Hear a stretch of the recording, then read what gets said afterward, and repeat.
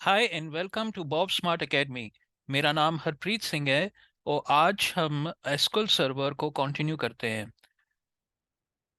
तो पिछले सेशन में हमने ये नल वैल्यूज का देखा था कि कैसे हम नल वैल्यूज को वेयर क्लॉज के अंदर कर सकते हैं कि कोई भी एक कॉलम है जिसके अंदर कोई नल वैल्यू है उसको हम अगर दिखाना है तो हम कर सकते हैं। जैसे कि इधर आप देख पा रहे हो कि ये सिलेक्ट क्वेरी क्या करती है। ये select query customer name, contact name और एड्रेस को लेकर आती है जिनका एड्रेस नल है, मतलब हमने जिनका एड्रेस नहीं डाला उनको लेकर आएगी। तो ऐसे करके हम डिफाइन कर सकते हैं वेयर क्लॉज में is null, address is null, या हम कह सकते हैं एड्रेस इज नॉट नल।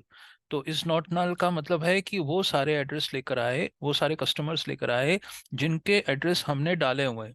अगर जिनके एड्रेस नहीं डाले हुए उनको ना लेकर आ, इज नॉट नल का ये मतलब है। अब आगे हम जाते हैं अपडेट स्टेटमेंट में। अपडेट स्टेटमेंट क्या करता है, जो प्रीवियस अगर कोई है हमारे पास डेटा, उस डेटा को हम अपडेट कर सकते हैं।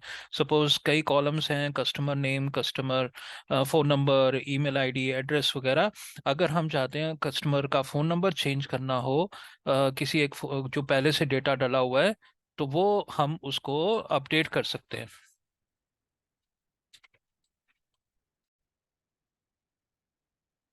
तो हम अपडेट स्टेटमेंट से पुराना कोई भी रिकॉर्ड है उसके कोई कॉलम्स को हम अपडेट कर सकते हैं। तो आगे बढ़ते हैं, जैसे देखते हैं the update statement is used to modify the existing records in a table. तो कोई जो पुराने हमने रिकॉर्ड्स डाले हुए हैं, टेबल्स डेटा डाला हुआ है, उसको हमने उसके कई कॉलम्स को हमने अपडेट करना है। तो ये स्टेटमेंट उसके लिए हम कर सकते हैं।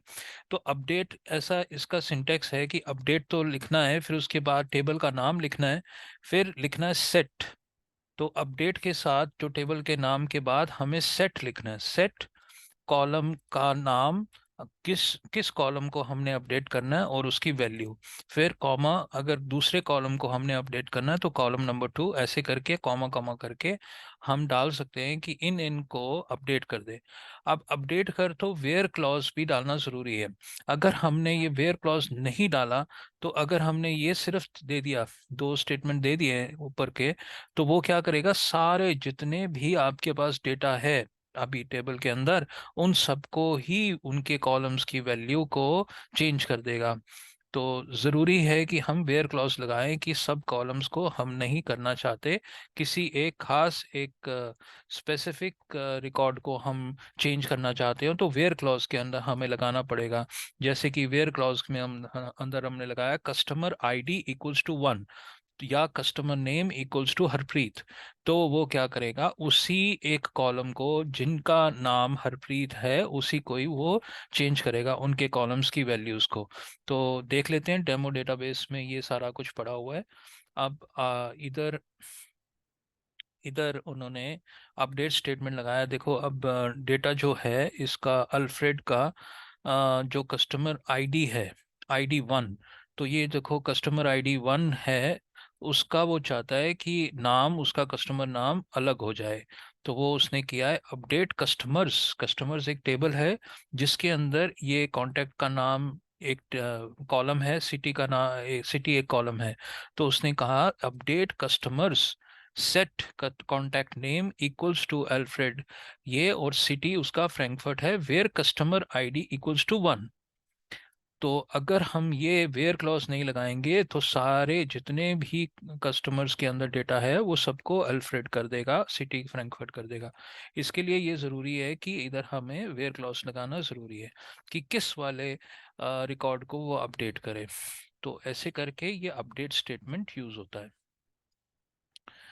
अब वो कह रहा है कि मल्टीपल रिकॉर्ड्स को अपडेट करना, तो वो ही है कि हम वेयर क्लॉज में डाल सकते हैं कि मल्टीपल स्टेटमेंट्स को, मल्टीपल रिकॉर्ड्स को हमें अपडेट करना हो तो ऐसे करके कर सकते हैं। तो इसमें ऐसे लिखा हुआ है update customer set contact name, ये जो John, where country equals to Mexico. अब इस मैक्सिको कंट्री के अंदर बड़े सारे कॉन्टैक्ट्स होंगे, इस कस्टमर टेबल के अंदर बड़े सारे रिकॉर्ड्स होंगे, बड़े सारा डेटा होगा, बड़े सारे कस्टमर्स होंगे जो इस मैक्सिको कंट्री के अंदर रहते हैं। तो वो क्या करता है, वो सब कोई उनके कॉन्टैक्ट नेम को वो चेंज कर देगा। जो अगर कोई भी उसका नाम पड़ा हो उसको रिप्लेस कर देगा इस नाम से। तो where country equals to Mexico अगर हम करेंगे, इसमें मल्टीपल रिकॉर्ड्स होंगे और वो उनको सबको ज्वाइन कर देगा। तो वही है कि अब वही जो मैंने अभी आपको कहा है, ये अभी वार्निंग दे रहा है, अपडेट वार्निंग, कि वेयर क्लॉज लगाना ज़रूरी है। अगर आपने वेयर क्लॉज नहीं लगाया, जैसे उसने ऐसे update customer set contact name equals John, तो वो क्या करेगा, वो सारे रिकॉर्ड्स को, सारे जितने भी उस टेबल के अंदर, इस कस्टमर टेबल के अंदर जितने भी हमने कस्टमर्स का डेटा डाला हो, उन सबको, उनके कॉन्टैक्ट नेम को ये रिप्लेस कर देगा। तो वही है कि हमें वेयर क्लॉज लगाना ज़रूरी है। तो अपडेट स्टेटमेंट हमने पढ़ लिया। कोई भी अगर प्रॉब्लम आती है आपको, तो आप कमेंट्स में हमारे को लिख सकते हैं और मैं उसको जवाब जवाब दूंगा। आपका जो इश्यूज हैं उनको रिजॉल्व करवाऊंगा। अब आगे बढ़ते हैं, डिलीट स्टेटमेंट।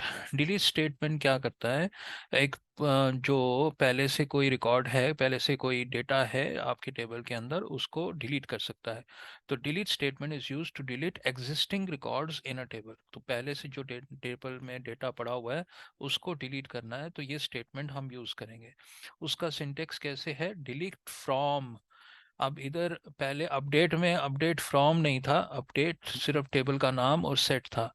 हर एक कमांड्स का ना अलग अलग सिंटेक्स है। तो हमें ये याद रखना ज़रूरी है कि डिलीट के बाद हमें फ्रॉम लगाना ज़रूरी है।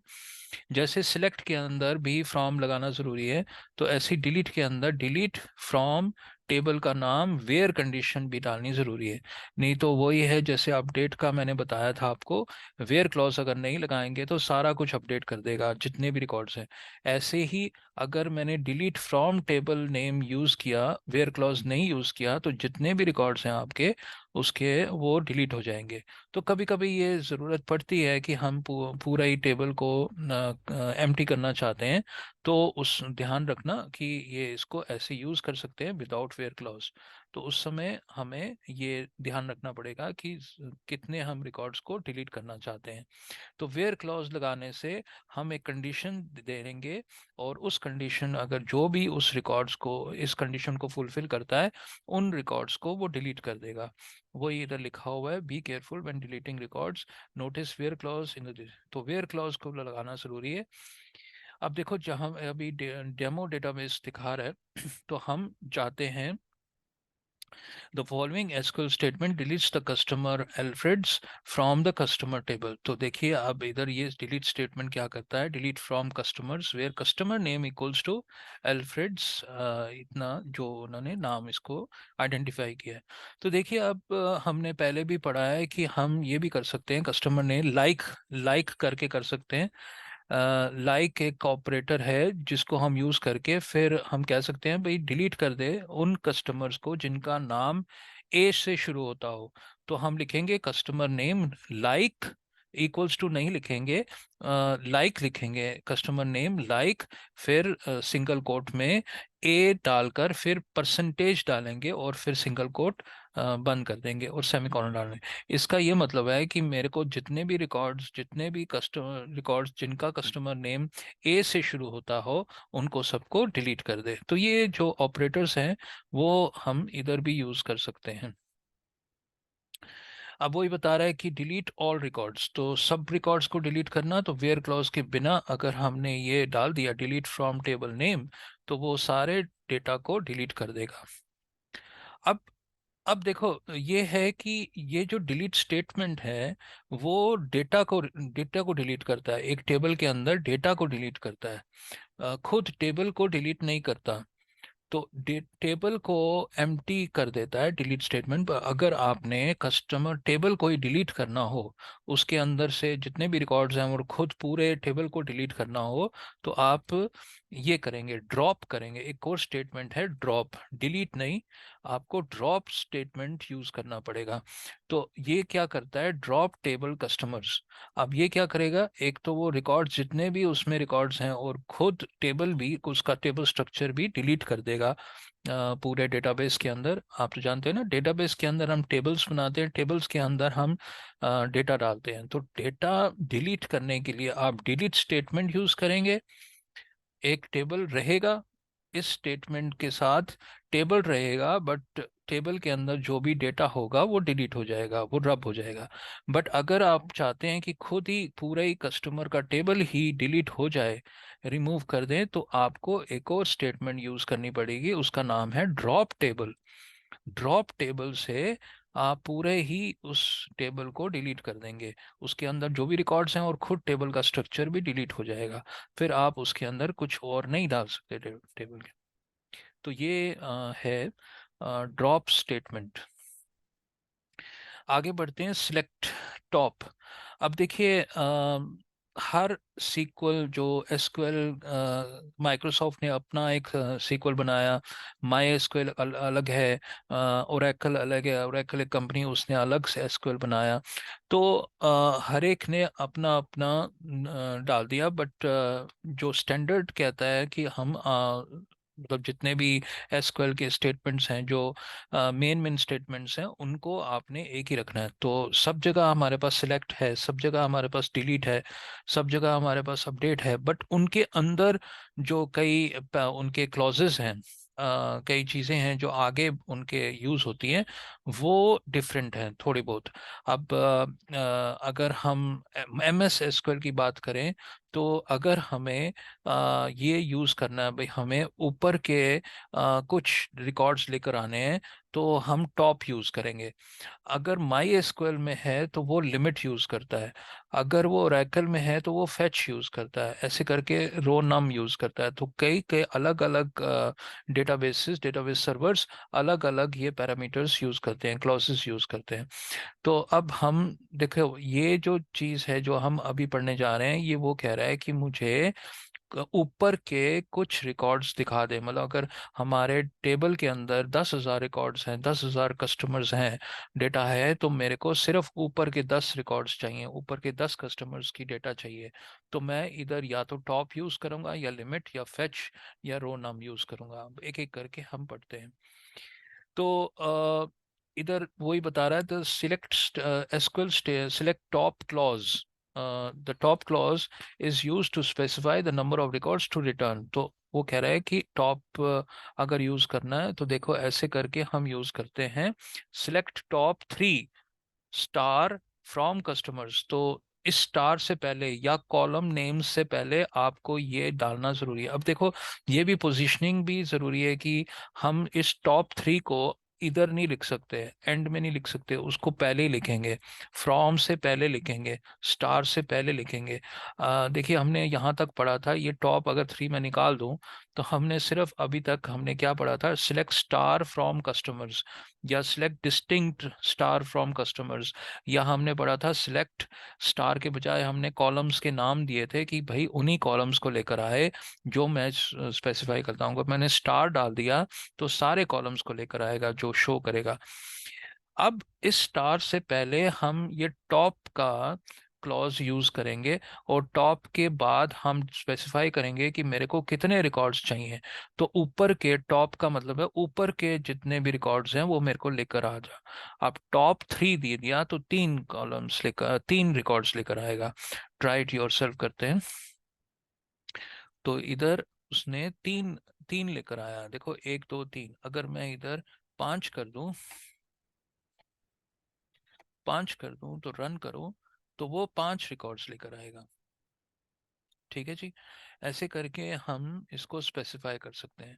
तो टॉप जो क्लॉज है वो एम एस एसक्यूएल में यूज होता है, एम एस एसक्यूएल सर्वर में यूज होता है। बट अगर आपको माई एसक्यूएल, एसक्यूएल सर्वर और माई एसक्यूएल स्टेटमेंट करना हो, तो ये इसमें आप टॉप यूज करना करोगे, टॉप नंबर या परसेंटेज। अब परसेंटेज भी यूज कर सकते हो कि मेरे को टॉप 50% चाहिए, या मेरे को टॉप 40% रिकॉर्ड्स चाहिए। तो अगर टेबल में आपके पास 100 रिकॉर्ड्स हैं तो वो 40 रिकॉर्ड्स दिखाएगा 40% में। तो ऐसे करके आप इसे यूज़ कर सकते हैं। अब वो कह रहा है कि यहाँ पे एसक्यूएल माइक्रोसॉफ्ट एसक्यूएल सर्वर या एमएस एक्सेस के अगर आपकी बात करें तो आप टॉप यूज़ करेंगे। अगर आपका डेटाबेस सर्वर एसक्यूएल सर्वर है या आपका डेटाबेस सर्वर माई एक्सेस है, दोनों ही माइक्रोसॉफ्ट के हैं, तो वो आप टॉप यूज़ करोगे। बट अगर आपने माई एसक्यूएल यूज़ किया, माई एसक्यूएल, तो आपको लिमिट क्लॉज यूज करना पड़ेगा, टॉप उसके अंदर नहीं है। आपको सिलेक्ट के बाद स्टार या कॉलम्स के नाम डालने पड़ेंगे, from table name where condition के बाद आपको एक लिमिट क्लॉज डालना पड़ेगा, लिमिट नंबर। लिमिट इधर 10 दे सकते हैं, लिमिट 12 दे सकते हैं। जैसे आपने टॉप दिया, टॉप 3 दिया, टॉप 4 दिया, वैसे ही आप लिमिट करके इसको लिमिट क्लॉज यूज करना माई एसक्यूएल में। अगर ओरेकल में है, आप ओरेकल 12 में, तो आपको फेच यूज करना पड़ेगा उसी चीज के लिए, फेच यूज करना पड़ेगा। आप ना तो टॉप यूज कर सकते हैं ना लिमिट यूज कर सकते हैं। ओरेकल के अंदर एंड में आपको फेच फर्स्ट नंबर, फर्स्ट 20 या फर्स्ट 10 करके, ऐसे करके आप दे सकते हो। वो कह रहा है ओल्डर ओरेकल, अगर 12 वर्जन से पहले आप यूज कर रहे हो ओरेकल को, तो आपको वेयर क्लॉज में रो नंबर लेस देन और इक्वल टू नंबर देना पड़ेगा, नंबर 10, इधर नंबर के बजाय 10 या 20 या 30। तो ये उसका जो पहले जो स्टेटमेंट था, पहले जो ओल्डर ओरेकल्स में जो सिंटैक्स था, वो ये था कि आप फेच यूज नहीं कर सकते, वेयर क्लॉज के अंदर आपको रो नम लेस देन और इक्वल टू 10 या ऐसे करके दे सकते थे। पर अगर 12 वर्जन से बाद आपने यूज करना है तो वो वेयर क्लॉज में नहीं देकर आपको फेच में डालना पड़ेगा। तो वो ऐसे करके डाल सकते हैं। तो अब यहाँ पे order Oracle syntax with order by, तो उसने ऑर्डर बाय को भी रखा है। देखो ऑर्डर बाय क्लॉज क्या करता है कि वो सॉर्टिंग करता है ना, ए टू जेड या जेड टू ए, अगर हमने डिसेंडिंग कर दिया, पहले हमने पढ़ा था इसके बारे में। तो वो ऑर्डर बाय भी हम यूज कर सकते हैं, फिर उसके बाद हमने वेयर क्लॉज डाल दिया। तो वो क्या करता है, पहले सपोज अगर उसने मैंने बॉर्डर बाय नहीं लगाया तो वो जितने भी रिकॉर्ड्स ऐसे ही वो दिखा देगा। सपोज बी को पहले दिखा देगा, जित जब जब हमने जैसे जैसे हमने एंट्री की डेटाबेस के अंदर वैसे दिखा देगा। तो हो सकता है हमने पहले एंट्री की हो बी की, पहले कस्टमर नेम कोई और है, उसका नाम कुछ और है, दूसरे का नाम कुछ और है। बट अगर हम चाहते हैं कि ऐसे करके सिलेक्ट क्वेरी अल्फ़ाबेटिकली ऑर्डर करके दिखाए, तो हम अल्फ़ाबेटिकली ऑर्डर कर देंगे। फिर उसके बाद हम कह देंगे कि रो नंबर लेस देन और नंबर, तो अल्फ़ाबेटिकली ऑर्डर पहले होएगा, ए टू जेड करेगा, फिर उसके बाद ऊपर के जो 10 या जितने हम स्पेसिफाई करेंगे इधर नंबर, उसका वो दिखा देगा। तो ऐसे करके हम डाल सकते हैं। तो वही अभी लिमिट का भी वही दिखा रहा है, माई एसक्यूएल में लिमिट चलता है, तो सिलेक्ट स्टार फ्रॉम लिमिट करके हम दिखा सकते हैं। फेच का भी उसने दिखा दिया, फेच करके भी हम इसको दिखा सकते हैं। टॉप परसेंटेज, अब टॉप 50 परसेंटेज का है। अगर हम परसेंटेज डालना चाहते हैं तो हम ऐसे करके परसेंट का साइन नहीं लगाएंगे, पूरा लिखेंगे परसेंट। तो ये देखो, select top 50% are from customers, इसको ट्राई करते हैं। तो रन अगर किया मैंने, अगर मेरे पास अभी अगर मैंने परसेंट नहीं लिखा, ये ऐसे करके इसको मैं निकाल देता हूँ और दोबारा रन करता हूँ, तो देखिए 91 है रिकॉर्ड्स। तो मैंने अगर इसको टॉप 50% कर दिया तो वो मेरे को 46 रिकॉर्ड्स दिखा रहा है, परसेंट में दिखा रहा है। अगर मैं 40% कर दिया, आधे से थोड़ा सा कम कर दिया, तो वो देखिए 37 रिकॉर्ड्स दिखा रहा है। तो हम परसेंट को भी यूज कर सकते हैं। तो अगर मैंने इधर परसेंट नहीं दिया, विदाउट परसेंट दिया, तो इसका क्या मतलब है, ऊपर के 40 दिखा दे, 40 रिकॉर्ड्स दिखा दे। तो वो परसेंट और विदाउट परसेंट में ये डिफरेंस है, कि अगर जितने भी हमारे पास रिकॉर्ड्स हैं उनके वो उतने ही परसेंट में दिखा देगा, 50% उसका आधा दिखा देगा। ऐसे ही वो एग्जांपल दे रहा है फेच के लिए, फर्स्ट 50%, फेच के अंदर भी हम परसेंट डाल सकते थे। ये हमारा उसके अंदर यूज होता है, ओरेकल के अंदर यूज होता है। Add a where clause, where clause के अंदर हम ये डाल सकते हैं। देखो अभी अगर हमने टॉप थ्री डाला और वेयर क्लॉज डाला, तो पहले वेयर क्लॉज को वो अप्लाई करेगा। भाई वेयर क्लॉज में जो भी हमने लिखा, भाई इधर लिखा उसने कंट्रीज जर्मनी करे, जितने भी कस्टमर्स हैं मेरे को दिखाए जिनका कंट्री जर्मनी है। फिर अगर उसके अंदर 10 रिकॉर्ड्स हैं तो टॉप थ्री दिखा दे उनके। तो ऐसे करके हम डिफाइन कर सकते हैं। ऐसे ही इसमें MySQL में लिमिट यूज होता है। तो पहले हमने ये वेयर क्लॉज लगाया और वेयर क्लॉज के बाद हमने लिखा लिमिट 3। तो वो वही रिकॉर्ड्स दिखाएगा, जर्मनी के कंट्री के रिकॉर्ड्स दिखाएगा। बट अगर जर्मनी के रिकॉर्ड्स अगर 10-15 हैं तो सिर्फ वो 3 ही दिखाएगा, ऊपर के 3। तो ऐसे करके हम दिखा सकते, ऐसे इधर भी उसने वेयर क्लॉज को डालकर फिर फेच किया। ऐसे ही वो ऑर्डर बाय के बारे में बता रहा है कि ऑर्डर बाय भी हम यूज कर सकते हैं और ऊपर के टॉप थ्री डाल सकते हैं। तो ऑर्डर बाय उसने किया, पहले अगर ऑर्डर बाय नहीं दिया होता तो कुछ और रिकॉर्ड्स दिखाता, क्योंककि जो भी एंट्रीज हमने की हैं, शायद हमने पहले जेड की एंट्री की है, पहले सी की एंट्री कर दी, फिर उसके बाद डी की एंट्री कर दी, फिर उसके बाद सपोज हमने के की एंट्री कर दी, तो वो ऑर्डर नहीं था। अब क्या होता है कि अगर मैंने ऑर्डर बाय लगा दिया और इसने डिसेंडिंग भी लगा दिया, तो Z to A कस्टमर्स के वो पहले ऑर्डर कर देगा, फिर उनमें से ऊपर के 3 लेकर आएगा। तो ऐसे करके वो एग्जांपल्स बता रहा है। सिलेक्ट। अब नेक्स्ट है मिन मैक्स फंक्शंस। तो मिन मैक्स फंक्शंस एसक्यूएल में यूज होते हैं। ये अब फंक्शंस के बारे में बता रहा है। पहले हम क्लॉजेस सीख रहे थे, स्टेटमेंट सीख रहे थे, अब इधर फंक्शंस भी एसक्यूएल के अंदर एक प्री डिफाइंड फंक्शंस भी होते हैं।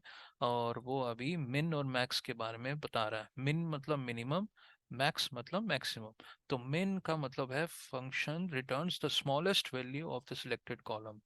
तो हम ये कह सकते हैं कि भाई मेरे को मिनिमम प्राइस दिखा दे, उस रिकॉर्ड को दिखाए जिसका मिनिमम प्राइस ये है, पूरे पूरे डेटाबेस में जिसका मिनिमम प्राइस है या मैक्सिमम प्राइस है। तो ऐसे करके हम दिखा सकते हैं। तो देखिए अभी स्टेटमेंट में सिलेक्ट मिन प्राइस। अब देखो प्राइस को उसने ब्रैकेट में डाल दिया, मिन का ब्रैकेट ओपन और ब्रैकेट क्लोज, प्राइस, प्राइस एक टेबल सॉरी कॉलम का नाम है। ये टेबल का नाम है प्रोडक्ट्स, और ये प्राइस जो कॉलम का नाम है।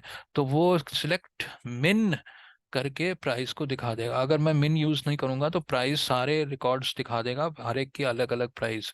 बट अगर मैंने ये फंक्शन यूज कर दिया तो वो सिर्फ उसी रिकॉर्ड को दिखाएगा जिसका जिसका प्राइस मिनिमम है उस पूरे डेटाबेस के अंदर। तो ट्राई इट योरसेल्फ करते हैं। देखिए अभी उसने एक ही रिकॉर्ड दिखाया जिसका 2.5 है। अब देखो एक्सप्रेशन 1000 उसने ऊपर लिख दिया, प्राइस नहीं लिखा। तो ऐसे करके मैं एज करके पी लिख सकता हूँ या प्राइस लिख सकता हूँ, मिनिमम, मिनिमम प्राइस। तो मिनिमम प्राइस मैंने रन किया, तो देखिए इधर मिनिमम प्राइस आ गया ऊपर। तो ऐसे करके मैं इसमें एलियास दे सकता हूँ, एज करके एलियास हमने शायद पहले भी पढ़ा था इसके बारे में। एलियास यूज कर सकते हैं मिन को। अगर मैं एलियास नहीं डालूंगा तो वो अपने आप ही कोई एक रैंडम नंबर दे देगा उसका हेडिंग। तो मैं अगर चाहता हूँ कि मेरे को एक हेडन प्रॉपर हेडिंग हो, तो मैं ऐसे करके एज करके डाल दूंगा। ठीक है जी। अब ऐसे ही मैक्स है, मैक्स प्राइस। तो वही मैक्स प्राइस मैक्सिमम प्राइस दिखा देगा। तो मैक्सिमम है 263.5। तो ऐसे करके प्राइस का मिन और मैक्स हम डाल सकते हैं। कोई भी कॉलम से हम मिन और मैक्स, जो ज़्यादातर तो वो न्यूमरिक कॉलम्स हैं जिनको हम मैक्स मिनिमम कर सकते हैं। तो देखिए इसका पहला रिकॉर्ड है 18, 18 प्राइस है, 19 प्राइस है, 10 प्राइस है, 22, 21। तो ऐसे करके बड़े सारे डेटाबेस में रिकॉर्ड्स हैं, टेबल में रिकॉर्ड्स हैं, वैसे ही उसने मिनिमम और मैक्सिमम हमारे को दे दिया। हाँ, जो मैंने अभी लिखा है, तो सेट एलियास करके हम इसको स्मॉलेस्ट प्राइस करके डाल सकते हैं। तो सिलेक्ट मिन ब्रैकेट में प्राइस, ये कॉलम का नाम है।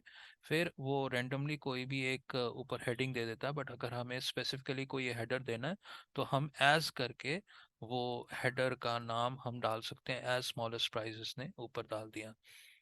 ठीक है जी। तो ये है आज के दिन में हम यहाँ तक ही एंड करते हैं।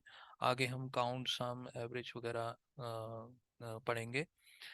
अगर आपको मेरी ये टीचिंग्स पसंद आई हो तो प्लीज़ सब्सक्राइब कर दीजिए, और कमेंट्स में अगर कोई इश्यूज हैं, कोई क्वेश्चंस पूछने हैं तो कमेंट्स में डालिए, अपना फीडबैक डालिए कि कैसे ये वीडियो है, और लाइक शेयर और सब्सक्राइब कर दीजिए।